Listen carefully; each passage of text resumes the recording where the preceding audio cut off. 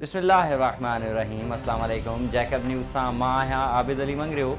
पेश आहिनि हिन वक़्त जूं हेडलाइन। बारिशनि बाद पैदा थींदड़ सूरत हाल ते नज़र रखण लाइ वॾे वज़ीर पारां जैकबाबाद ऐं ज़िला कश्मीर लाइ मुक़ररु कयल निगरान जेलनि बाबति सूबाई सलाहकार मीर एजाज़ हुसैन जखरानी जी सदारत हेठि डेप्यूटी कमिश्नर ऑफिस जे कॉन्फ्रेंस हॉल में इजलास। Deputy commissioner Ghazanfar Ali Qadri, SSP Mohammad Tariq Nawaz समेत सेहत, पब्लिक हेल्थ, म्यूनिसिपल रेवेन्यू समेत ॿियनि इदारनि जे ऑफिसरनि ऐं फोकल पर्सन्स जी शिरकत। इजलास में मीर एजाज़ हुसैन जखरानी हिदायतूं जारी कंदे चयो त बारिशनि बाद पैदा थींदड़ हालतनि सबबि समूरे सरकारी मुलाज़िमनि जूं मोकलूं रद्द कजनि थियूं। समूरा इदारा ॾींहुं तोड़े राति समूरी सूरत हाल ते नज़र रखंदा ऐं रोडनि ते बीठल पाणी जे नेकाल लाइ तकड़ा उपाउ वरिता वञनि। इजलास में बिजली जी डिघी लोड शेडिंग जी शिकायत ते सूबाई सलाहकार सेप्को अमलदारनि खे छंड पटींदे चयो त हिन महल हंगामी सूरत हाल आहे ऐं पाणी नेकाल कंदड़ मोटर्स बिजली ते हलंदा आहिनि, जंहिं लाइ बिजली जी हथरादू लोड शेडिंग बंदि कई वञे। इजलास बाद सूबाई सलाहकार पारां मुख़्तलिफ़ डिस्पोजल्स ऐं वाटर सप्लाई जो दौरो बि कयो वियो। कराची, हैदराबाद, जामशोरो, नवाबशाह, लाड़कानो, सखर, कश्मीर, शिकारपुर, ठुल, जैकबाबाद समेत सिंध जे अक्सर इलाइक़नि में काल खां शुरू थियल मींहुं जा वक़फ़े सां वसकारा जारी। बारिशनि जी अॻकथी बावजूदि इंतज़ामिया उपाउ न वरिता। सिंध जा नंढा वॾा शहर मींहुं सबबि तलाउ जो ॾेख ॾियण लॻा। इंतज़ामिया पाणी कढण लाइ बि के उपाउ न वरिता। जैकबाबाद में बारिश बाद बिजली जो डिघो ब्रेकडाउन। गुज़िरियल ॾींहुं मींहुं जे पहिरें फुड़े सां बंदि थियल बिजली सॼी राति बहाल न थी सघी। ज़ीरो लोड शेडिंग वारे इलाइक़नि में बि राति देर खां बिजली जी अख ॿूट। हिकु पासे तेज़ बरसातनि ऐं ॿिए पासे सेप्को अख़्तियारनि पारां बारिश जो बहानो ॼाणाए बिजली बंदि करण ते शहरी सख़्त तकलीफ़ में पइजी विया। जैकबाबाद में निमाणी संगत में कामोरा लैन वासी नौजवान जावेद अहमद महर बिजली ठाहींदे करंट लॻण सबबि सख़्त ज़ख़्मी थी पियो। इत्तला ते सेप्को अमलदारनि पहुची बिजली बंदि कराए खंभे में टंगियल ज़ख़्मी नौजवान खे लाहे वरितो ऐं फौरी तौर सिविल अस्पताल मुंतक़िल कयो, जितां खेसि ॻणती जोगी हालत में लाड़काणे मुंतक़िल कयो वियो। ॿुधायो पियो वञे त नौजवान सेप्को में ख़ानगी लाइनमैन तौरु कमु कंदो हो, जेको मींहुं दौरान पोल तां बिजली ठाहे रहियो हो त खेसि करंट लॻो। जैकबाबाद जे ॻोठ अब्दुल्ला लाशारी जी रहवासण आबदा उर्फ परवीन मुड़ सिराज दीनारी ऐं ॾेर जे तशद्दुद खां तंग थी सदर थाणे ते पहुती। पुलिस नारी खे कंज्यूमर कोर्ट जे जज एजाज़ अली चांडियो जी अदालत में पेश करे छॾियो, जिते नारी मुड़ुस ऐं ॾेर ख़िलाफ़ तशद्दुद करण जो बयान रिकॉर्ड करायो ऐं पीउ रईस ख़ान लाशारी सां वञण जी ख़्वाहिश ज़ाहिर कई, जंहिं बाद अदालत खेसि पीउ हवाले करण जो हुकुम ॾेई छॾियो।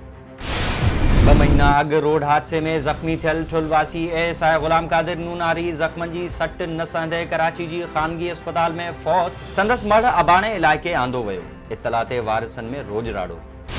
8 अगस्त 2016 ते कोयटा में समय वकीलनि जे क़त्ल ख़िलाफ़ कोयटा ऐं जैकबाबाद में सिंध बार काउंसिल जे सॾ ते अदालती कार्रवाइनि जो बाइकआउट कयो वियो। कोयटा में वकीलनि पारां क़त्ल थियल वकीलनि जी रूह खे ईसाले सवाब पहुचाइण लाइ क़ुरान ख़ानी कई वई ऐं ॿाहुनि ते कारियूं पटियूं ॿधी एहतजाज कयो वियो। वकीलनि पारां बार जे सदर ज़फ़र ख़लील जखरानी, जनरल सेक्रेटरी मोहम्मद शरीफ दायो, अब्दुल सत्तार अत्तार, सीनियर वकील राजा रियाज़ अख्तर, ज़फ़रुल्लाह जखरानी, गुलज़ार रिंदर ॿियनि जी अॻवानी में एहतजाज पिणु रिकॉर्ड करायो वियो। वकीलनि जो चवणु हो त 4 साल गुज़री वञण बावजूदि हुकूमत वकीलनि जे कातिलनि खे गिरफ़्तार नाहे करे सघी, जेको इंतहाई अफ़सोसनाक ऐं मज़म्मत जोॻो अमल आहे।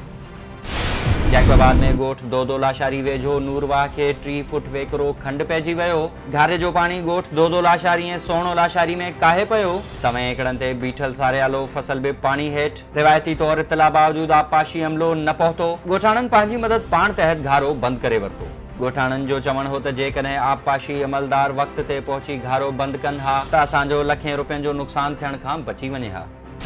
बलूचिस्तान जे मुख़्तलिफ़ इलाइक़नि में बरसातनि तबाही आणे छॾी। जाफ़राबाद में 2 ॼणा फ़ौत। हब में सैलाबी रेले में फाथल 2 ॼणनि ऐं खुशदार जे तफ़रीही माग मोरा चटोक में फाथल 7 सयाहनि खे रेस्क्यू कयो वियो। डेरा बुगटी में सैलाबी रेले में हिकु शख़्स खे नांग कखे विधो। मकरान कोस्टल हाईवे तां बदोक वेझो पुल लुड़ी वञण सबबि गवादर सां ज़मीनी राब्तो बि कटिजी वियो। केतिरियूं ई गाॾियूं फाथल। कोयटा, कलात, खुशदार, लसबेलो, आवारान, पंजगूर, केच ऐं गवादर में मींहुं पवण जा इम्कान। PDA में मुतासिर थियल ज़िलनि ॾांहुं इमदादी सामान रवानो करे छॾियो। कोयटा में मींहुं वसण खां पोइ मौसम ख़ुशगवार।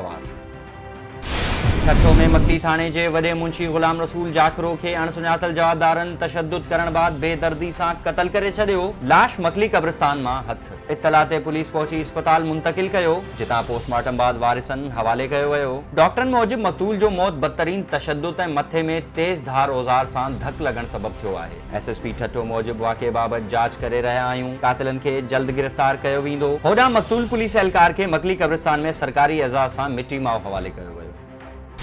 पोज़दार वॾा वेझो ॻोठ माणिक सियाल में 14 ॾींहं अॻु शादी थियल नौजवान मुबैना तौर सोहरे जे घर में क़त्ल। इत्तला ते वारिसनि पहुची पुलिस घुराए वरिती। पुलिस लाश पंहिंजी तहवील में वठी पोस्टमार्टम लाइ ठरी मीरवा अस्पताल मुंतकिल करे छॾियो। मुबैना तौर क़त्ल थी वियल नौजवान एजाज सियाल जे वारिसनि इमाम अली ऐं गुलाम नबी सियाल जो चवणु आहे त एजाज पंहिंजी ज़ाल खे वठण वियो हो, जंहिंखे सालनि क़त्ल कयो आहे ऐं हाणे फरार थी विया आहिनि। संदसि 14 ॾींहं अॻु शादी थी हुई, जेको गुज़िरियल ॾींहुं माइटनि ॾांहुं घुमण लाइ वियल पंहिंजी ज़ाल खे वठण वियो हो।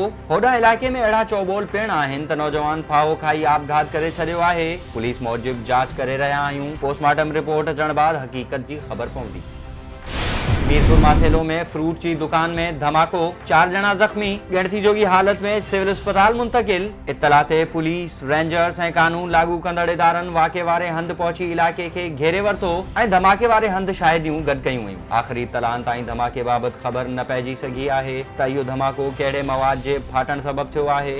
गाज़ी अहमद में गुज़िरियल ॾिहाड़े पयल बारिशनि इंतज़ामी पत वाइकी करे छॾी। मक़ामी इदारा ऐं पब्लिक हेल्थ जी नाअहली सबब नालियूं फिसी वयूं। ड्रेनेज सिस्टम भी मुकम्मल फेल। मींहुं ऐं नालियुनि जो गंदो पानी शहरनि जे घरनि में दाख़िल। शहर जा अहम कारोबारी मरकज़ शाही बाज़ार, रेडियो बाज़ार, पीर मोहल्ला समेत ॿिया इलाइक़ा तलाउ जो ॾेख ॾियण लॻा।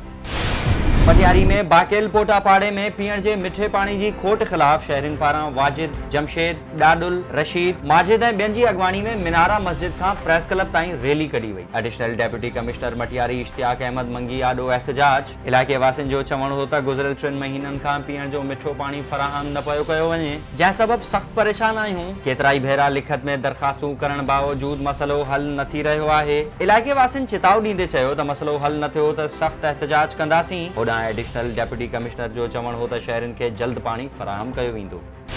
घारो ऐं भरपासे में पयल बरसात बाद रोड रस्ता पानी सां भरिजी विया। टाउन कमेटी घारो जा अमलदार गायब। गंदे पानी जूं नेकाल वारियूं मोटर्स भी नाकारा बणियल। शहर जा अक्सर इलाइक़ा घारो नंबर 1, काज़ी मोहल्ला, उमरानी मोहल्ला, कदीम जामा मस्जिद समेत अक्सर इलाइक़नि में पानी बीहजी वियो। शहरी सख़्त परेशान।